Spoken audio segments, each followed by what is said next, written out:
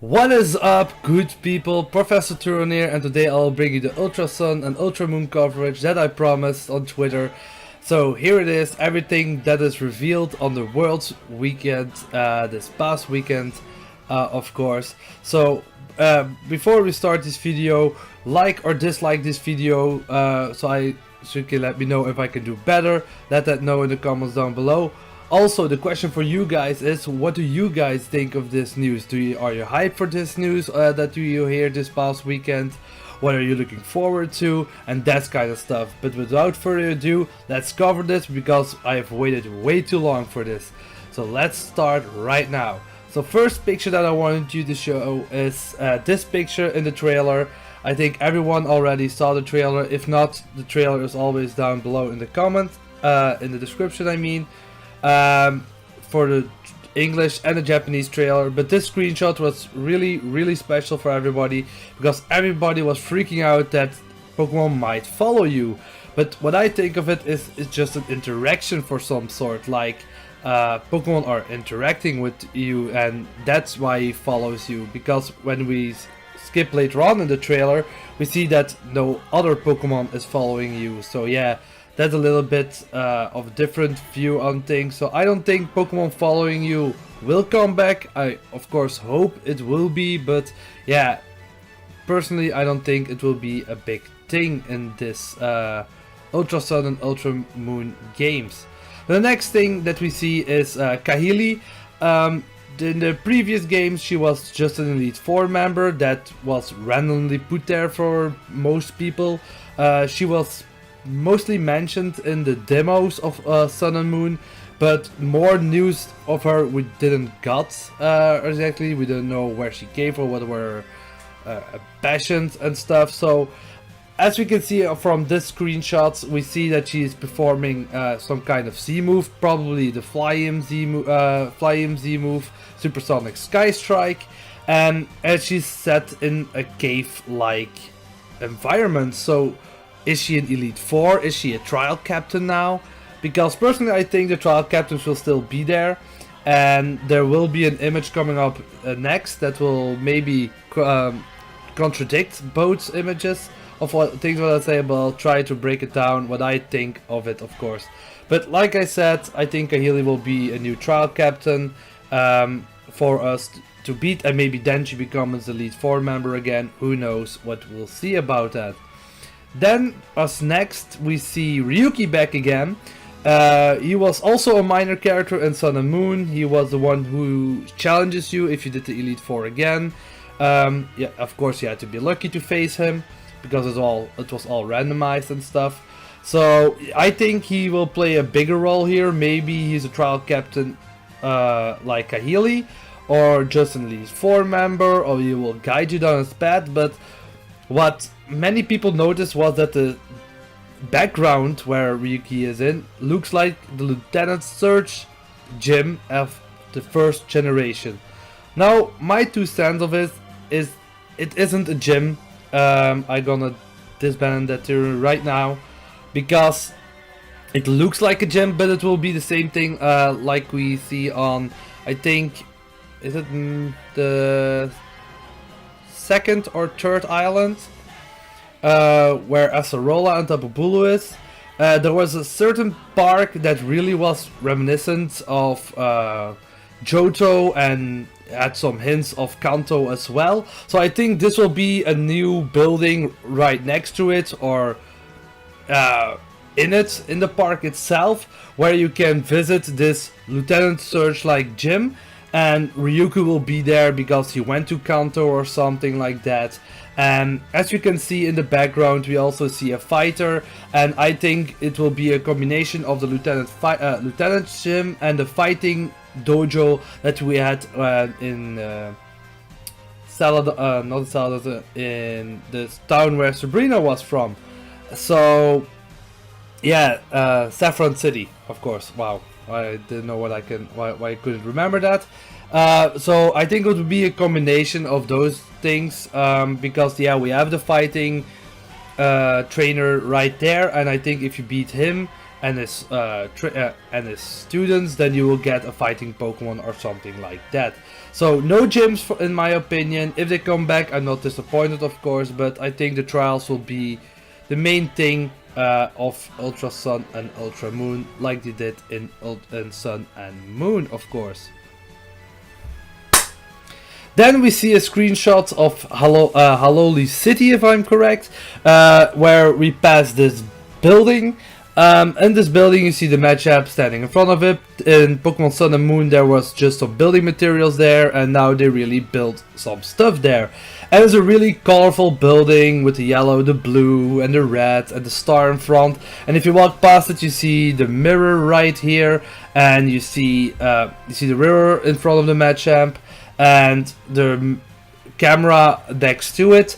And this also has to do with something they're adding right now into this, and I think it's called the Alola photo feature, where you can make your own screenshots of yourself doing a Z-move with the Pokemon in front of you with some backgrounds around it. So yeah, that's the new feature they're adding to it. It will be there's just something there where you can customize some backgrounds. Probably you could share them on Wi-Fi or something, or put them on your trainer pass or something like that. So nothing too special there. When I first saw the trailer and this wasn't revealed yet, I thought it would be something like the Pokemon, not dancing stuff, but dressing up stuff like they did in Omega Ruby and Alpha Sapphire and Pokemon Platinum and stuff.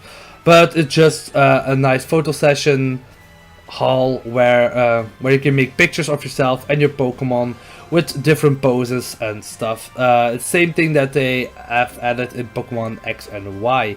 So yeah, then next in the trailer we see this beautiful place. It's a whole other place than before. I have my personal theory on that. You will see that on Wednesday. But on first, because like I said in my Nuzlocke video, I found something on the internet that was really interesting, and I'll make a theory about this. So I'm not going to tell too much about it.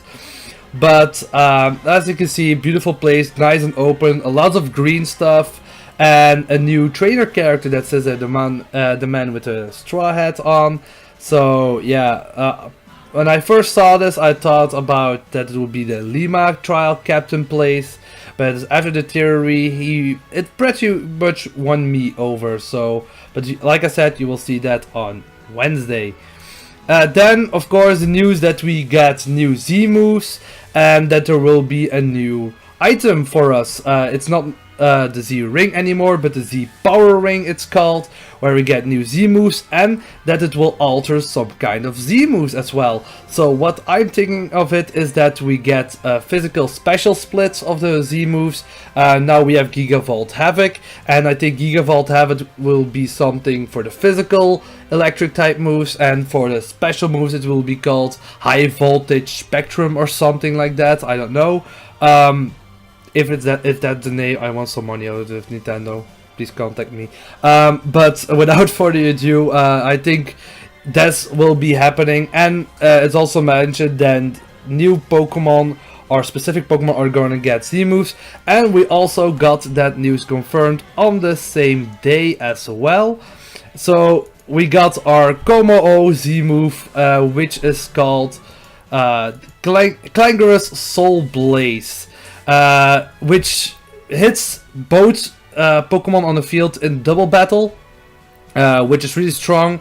It's in the trailer you saw it one-hit KOing both a Salamence and a Garchomp, which makes it a really strong move, and which makes it even more powerful is that it gets a boost in every stat.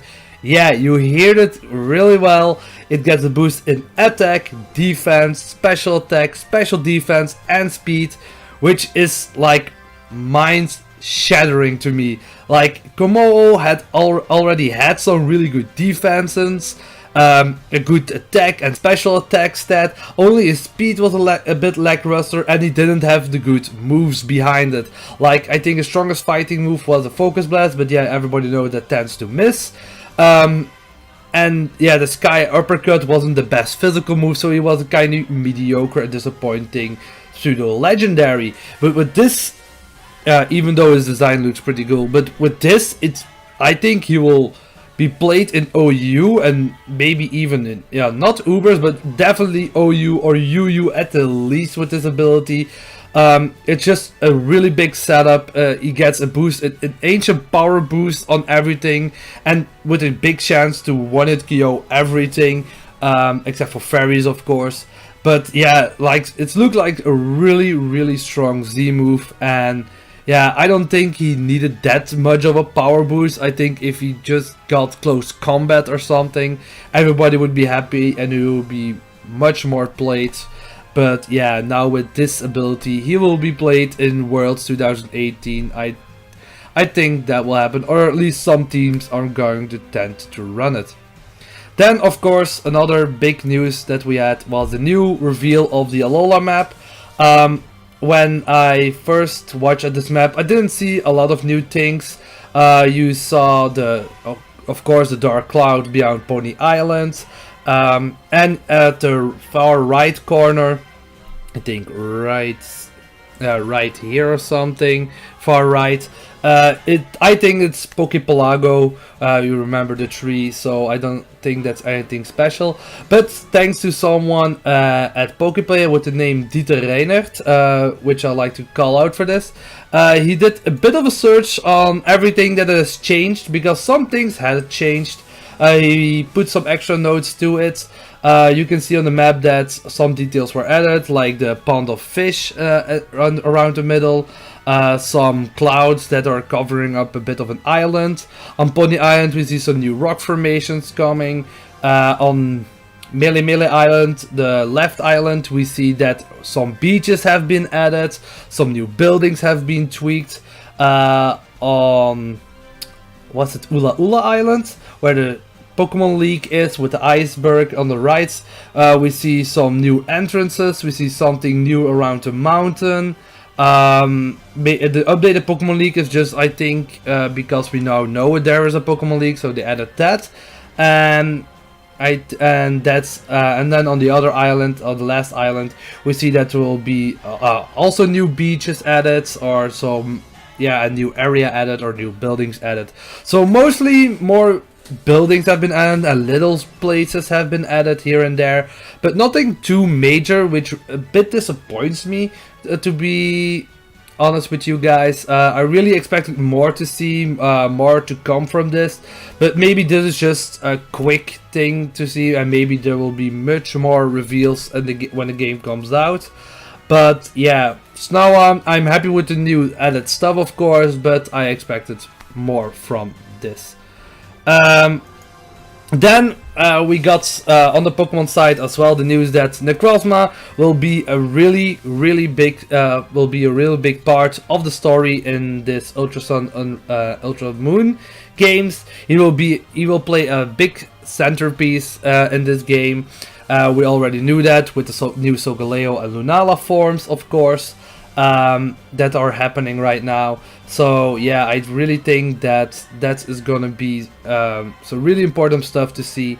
And to go alongside that, I will go to the next picture as well, where we see the front page, the home page of the new UltraSun and UltraMoon website, where we see both the Lunala and Solgaleo forms, and with a white star-like thing with eyes on it. And many people are speculating that this will be a new Necrozma form, because he loses his armor. His ability is called Prism Armor, and now he all loses that for the fusion that is happening, and he will be a pure light source that is just happening here.